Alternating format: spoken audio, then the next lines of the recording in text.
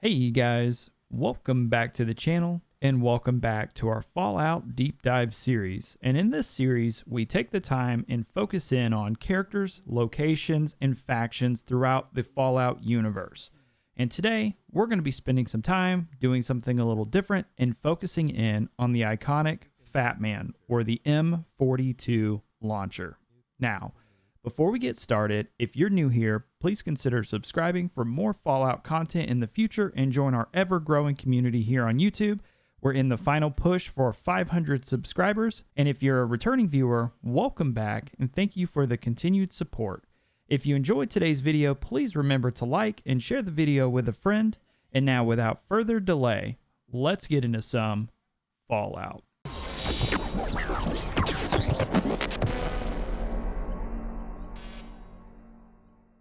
If you've ever spent any time exploring the wastelands of the Fallout universe, then you've surely discovered the iconic M42 Fatman launcher. Whether that means you yourself utilize the weapon,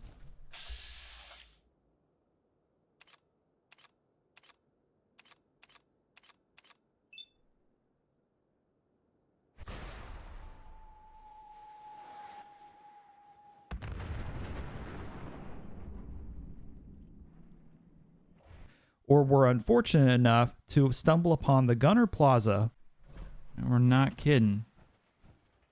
Holy smokes. I knew it. I thought I heard that. Is that who has the mini nuke?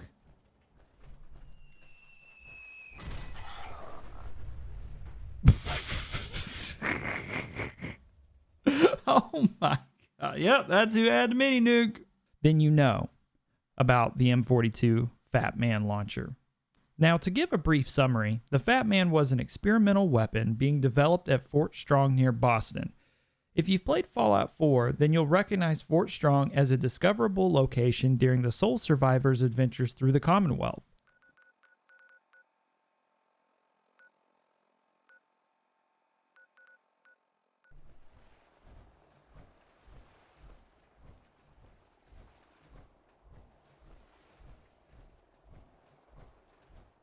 Now, throughout the series, there have been many iterations of the M42 Fatman, and they all operate in the same or very similar manner.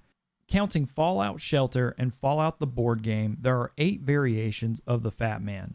Throughout all the Bethesda titles and board game, the standard Fatman can be found.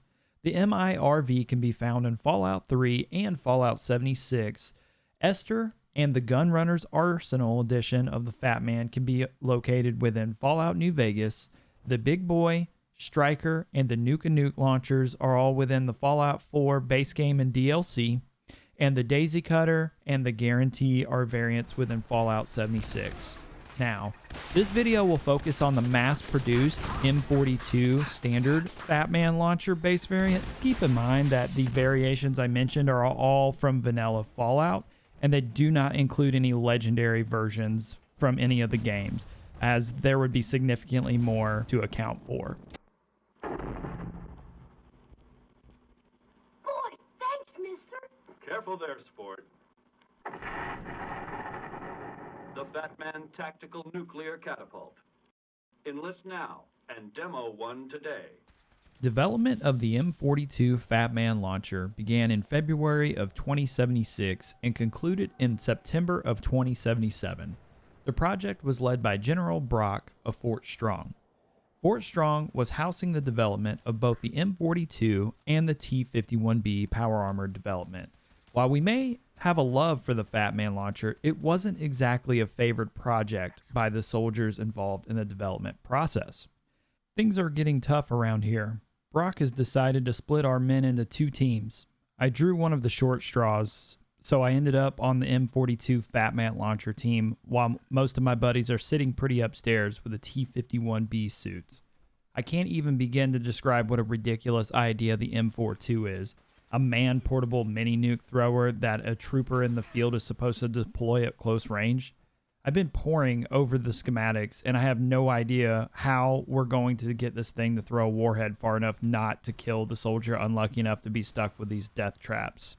Now, the concept was to create a portable nuke launcher that could be handled by an individual ground troop soldier. The weapon was intended to destroy an entrenched or reinforced enemy position. Almost immediately, a challenge was presented to the designers of the M42 Fatman, as the warheads were far too heavy to properly launch at a distance where the soldier could be clear of the blast zone upon impact of the warhead. Although this was a potentially deadly challenge to overcome, the weapon designers were determined to find a solution as to get the weapon to launch the warhead far enough away as to not harm the soldiers involved with firing the weapon. Designers attempted to weight strip the launcher down to the bare minimum hardware requirements. Even this resulted in minimal impact on the success of the launch, leading to the consideration of increasing the power behind the launcher by installing railgun technology. We've stripped the warhead weight down as much as possible, but I think we're looking at this the wrong way. Instead of trying to reduce the warhead weight, we should try and amp the power on the thrower itself. I know that means adding weight to an already heavy piece of ordnance, but I don't think we have any choice. One of the guys suggested we try magnetics to push the warhead through like a railgun, but the power pack would need to be the size of a suitcase. I'll keep picking away at this problem and see what I can turn up. During the testing of the railgun and battery-powered modifications, there were 2 soldiers killed. The destruction was so powerful that the test site officials were unable to locate any remains of the soldiers. General Brock, in an attempt to cover up the soldiers' deaths, he had his subordinates pack sand into urns and send back to the families of the fallen soldiers. With a focus on successfully finding a solution to getting the Fatman to work as intended, this cover-up is not a surprise, as acknowledging the level of destruction behind the weapon would have surely presented a delay in the project's status. We lost 2 good soldiers this morning. They were on the surface testing the MIRV variant of the launcher, when one of the warheads misfired and hit the ground right where they were standing. Poor bastards didn't even have a chance. We couldn't even find any remains to send home to their folks, so Brock told us to just fill some cans with sand. I'll tell you, that guy doesn't give a crap about us. He's just worried about the brass back in Washington giving him a hard time. Looking ahead to December of 2076, the Fatman project lead discovered a solution for the launcher's problems. After 6 hours, 14 cups, and 1 concerned night shift lab crew later, the future M42 launcher was finally conceptualized. Based on the spigot mortar mechanism, the launcher would only have to accommodate a firing through system, relying on mechanical launching rather than chemical or electrical means. The warhead would now be propelled by a subcharged embed inside the warhead, catapulting the warhead through the air to the target, giving it plenty of range with the added bonus of not producing a smoke trail that would likely reveal the firing team to the enemy. I was in bed last night when I had one of those eureka moments. I ran over to the night shift guys in the lab, swept all of their drawings on the floor, and started sketching my idea. They must have thought I'd lost my mind. 6 hours and about 14 cups of coffee later, and I had it all mapped out. We'd use a small subcharge as a launching catalyst to catapult the warhead from the launcher. We'd have plenty of range, and the subcharge could be built into the warhead itself. Brock seemed to like the plan and gave us the go-ahead to prototype the device. I can't wait to try it out. By September of 2077, a total of 100 firings and the M42 Fatman launcher was considered completed and ready to be shipped to units overseas. A large number of units were manufactured and shipped together with the appropriate warheads to select locations throughout the United States. It took the better part of a year and over 100 test firings, but the M42 is ready to be shipped out into the field. I can't believe I spent over a year on this single project. I feel pretty good knowing we're delivering a well-tested weapon to our own guys fighting overseas. Now that it's over, I suppose Brock will move us on to something else. But for now, I'm going to spend the rest of the month packing up these warheads to ship off base. The success of the Fatman was surprising, even to the soldiers stationed at Fort Strong that were familiar with the project. When exploring the fort, the sole survivor can locate Private Murnahan's holotape with a recording from Private Murnahan expressing his initial doubt and surprise of the success of the M42 launcher. Word came down that the Army just unloaded the first batch of the M42s this morning. I've only seen the specs for these little beauties on paper, so Private Bertram and I snuck down to take an early look. When I heard that the eggheads were designing a man-portable nuke launcher, I thought they were nuts. But they actually got the damn thing to work. And after seeing the real thing sitting right in front of me, I think they could be just enough to tip the balance of this war in our favor. I mean, can you imagine the look on the enemy's face when we get dropped into Anchorage carrying these babies? They won't know what hit them.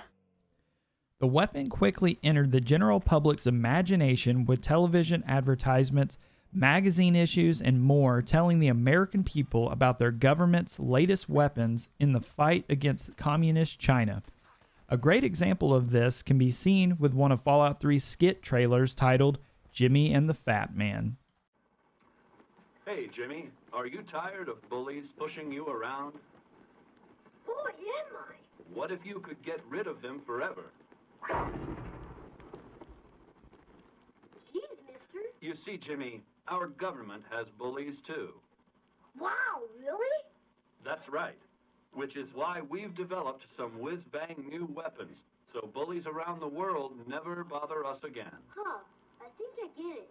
Well, Jimmy, maybe you should just see for yourself. Boy, thanks, mister. Careful there, sport. The Fatman Tactical Nuclear Catapult. Enlist now and demo one today. Well, that about does it on the production and history of the M42 Fatman launcher. During your time exploring the wasteland, did you find yourself utilizing this big gun? If so, which variation is your favorite? I'd like to take a moment and thank all of our amazing patrons: Eternal Fire 117, Jess, Madi the Cryptid, Stephanie, and Zach is back. And if you'd like to become a patron, check out the link down in the description below. And remember, if you're not following me on Twitch or subscribe to me over on our YouTube live channel, you're really missing out, as I broadcast several times a week and I love connecting with you all over there. But until our next video, be sure to repair your power armor and stock up on Radaway, and we'll see you on our next episode of the Fallout Deep Dive series.